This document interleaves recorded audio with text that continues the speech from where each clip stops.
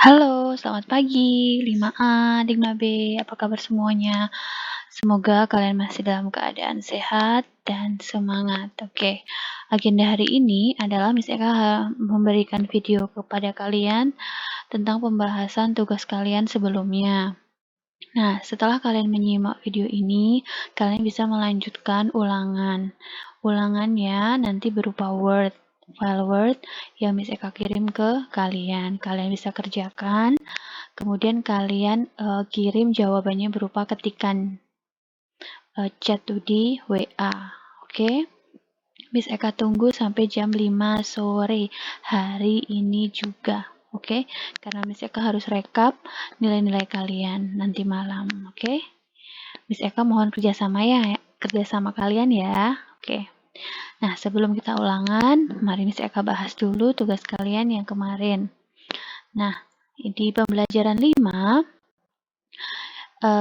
ada IPA, latihan IPA yang pilihan ganda dari 8 sampai 10.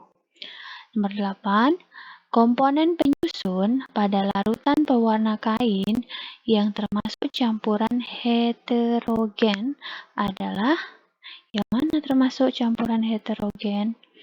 A. Air, B. Serbuk pewarna kain, C.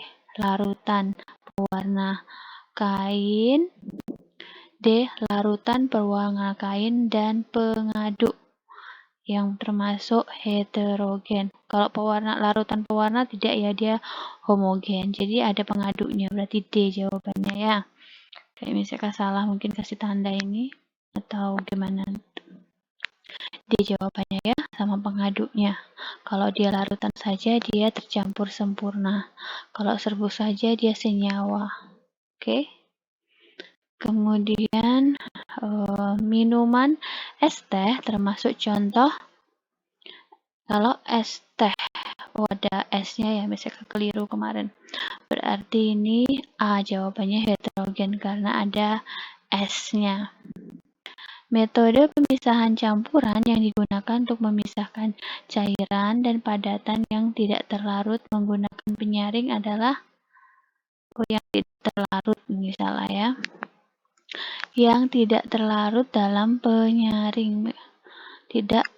Yang tidak larut, karena dia menggunakan penyaring maksudnya ya, salah misalkan. Jadi karena dia menggunakan penyaring, berarti dia itu ukurannya berbeda. Jadi bisa disaring, yaitu nama dari penyaringan adalah filtrasi. Kalau corong ini ekstraksi, evaporasi ini kalau ada pemanasan.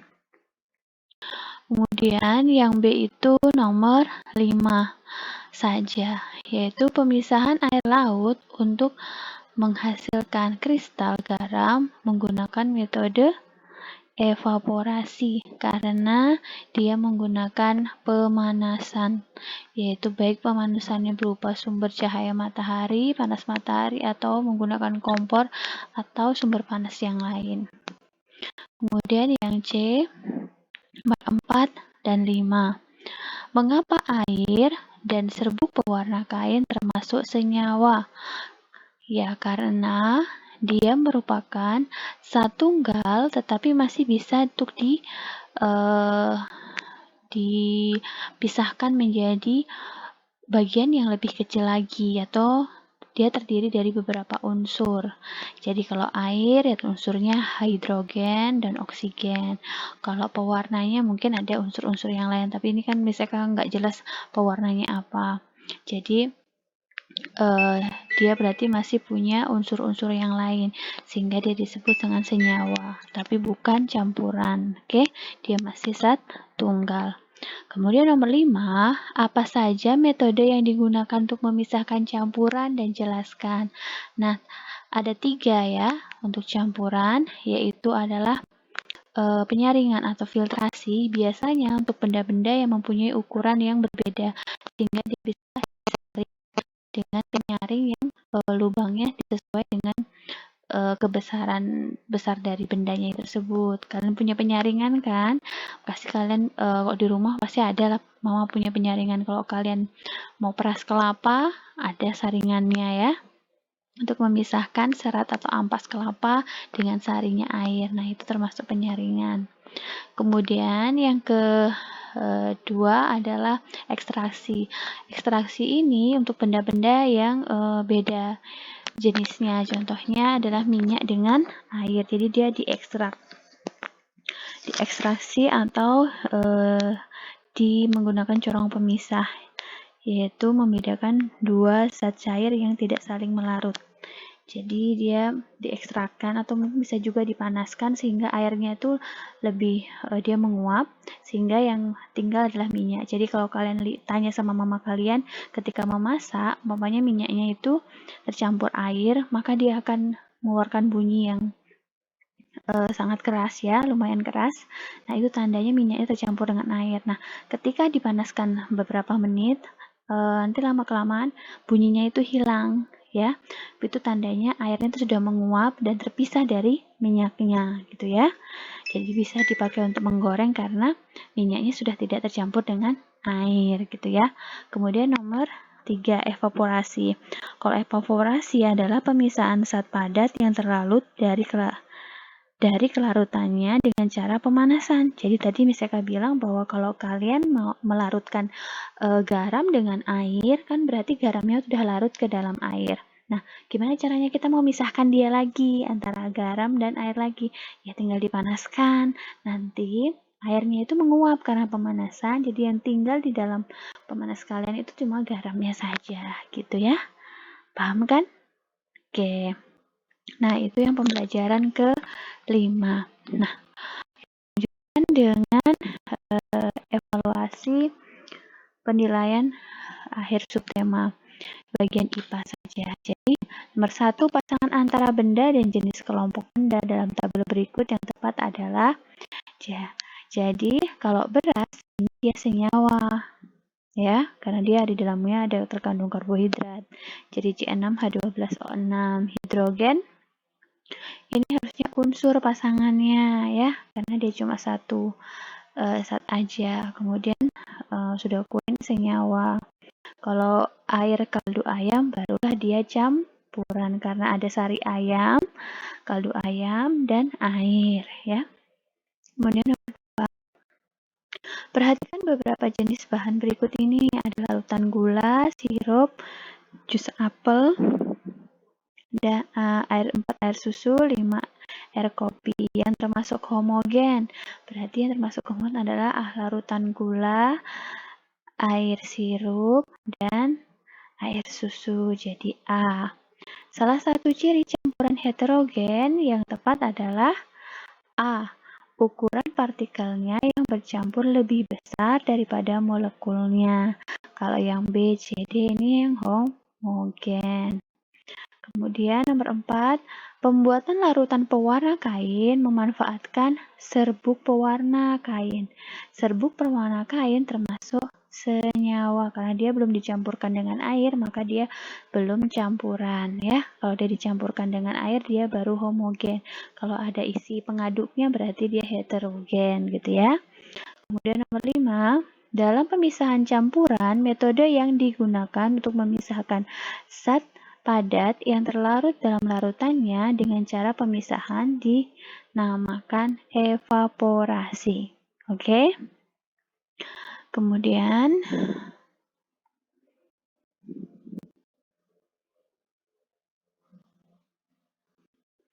yang B, zat-zat penyusun campuran dapat dipisahkan dengan cara pemisahan campuran. Jadi ada cara pemisahan campuran, oke? Bisa dengan cara ekstraksi, bisa dengan cara filtrasi, bisa juga dengan cara evaporasi. Bahkan nanti kalau kalian di kelas kalian sudah tinggi lagi atau SMP, kalian bisa mempelajari bukan hanya 3 cara saja, tetapi ada banyak cara sebenarnya. Tapi nanti kalian pelajarin di SMP ya. Nomor 2, campuran air dengan gula pasir tidak dapat menghasilkan endapan. Oke, di sini bisa salah jawabnya, tapi yang jawaban yang benar adalah endapan. Jadi campuran homogen kan gula pasir dan air itu kan menghasilkan campuran homogen. Dia tidak terdapat endapan. Yang ada endapan adalah yang heterogen ya. Nomor 3, Tanah termasuk dalam campuran heterogen. Tanah yang disaring atau diayak akan terpisah materi penyusunnya. Berarti tanah itu ada materi penyusunnya apa aja? Bisa saja kerikil, bisa saja pasir, atau benda-benda yang lain. Contohnya mungkin apa ya? Plastik atau benda-benda yang lain. Kan kita di tanah tergantung ya. Ada apa di dalam di tanah ya. Kalian bisa menambahkan di situ. Oke. Nomor 4, teh manis yang ditambahi bongkahan es dapat mengakibatkan campuran pada air teh tersebut menjadi campuran heterogen karena campuran ini menjadi tidak merata karena ada esnya. Esnya ini mungkin bisa saja dia meleleh, tapi dia memerlukan waktu pendinginan atau pemanasan sehingga dia bisa larut dan menjadi satu. Tapi kalau dia masih bongkahan es, ada bongkahan es, masih disebut sebagai heterogen karena kita masih bisa melihatnya terpisah. Oke. Nomor 5, pemisahan campuran air dengan minyak dapat dilakukan dengan cara, kalau air dan minyak dapat dipisahkan dengan cara ekstraksi. Ya. Kemudian yang C, jelaskan perbedaan antara unsur dan senyawa. Nah, ini sudah berulang-ulang kali. Miss Ek harap sih kalian sudah bisa dan paham maksudnya. Jadi, unsur adalah suatu materi tunggal yang tidak dapat dipisahkan lagi. Sedangkan senyawa adalah suatu materi tunggal yang masih bisa dipisah-pisahkan lagi. Karena senyawa itu adalah kumpulan beberapa atau gabungan beberapa unsur. Contohnya air, H2O. Jadi ada unsur H, yaitu hidrogen, dan ada unsur O, yaitu oksigen. Oke.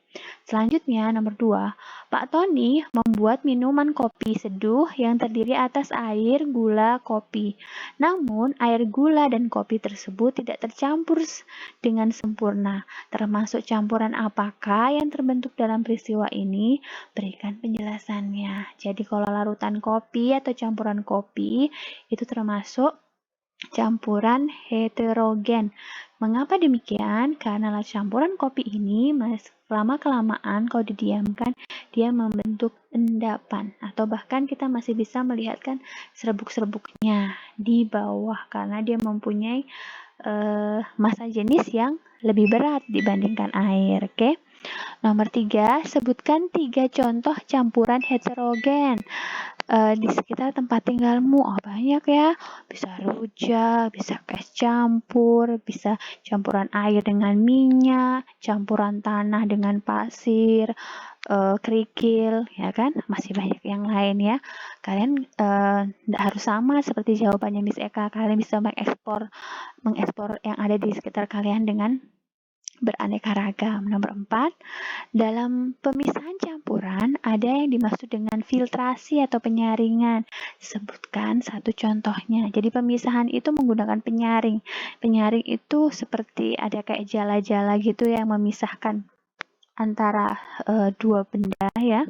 Jadi seperti tadi Miss Eka contohkan adalah kalau kita ingin memeras sari santan kelapa, jadi kan kelapa itu diparut, kemudian ada ampas dan sarinya. Jadi kita memeras, kemudian kita menggunakan saringan ya, supaya si ampasnya itu tidak masuk ke sari kelapanya. Itu salah satu contohnya ya.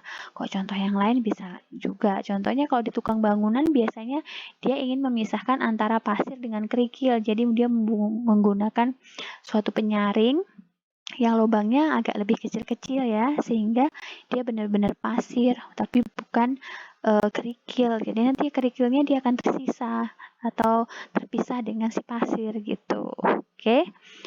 Nomor 5, jelaskan jenis campuran yang terdapat pada segelas teh manis. Kalau dalam segelas teh manis kan termasuk campuran heterogen karena ada esnya ya. Jadi kenapa disebut campuran heterogen? Karena masih kita bisa memisahkan bagian esnya ya. Karena esnya itu tidak terlarut. Walaupun nanti dia akan ujung-ujungnya akan terlarut, tapi dia perlu waktu, tidak langsung terlarut gitu ya. Oke, nah demikian pembahasan Miss Eka. Kalian lanjutkan ulangan setelah ini. Terima kasih.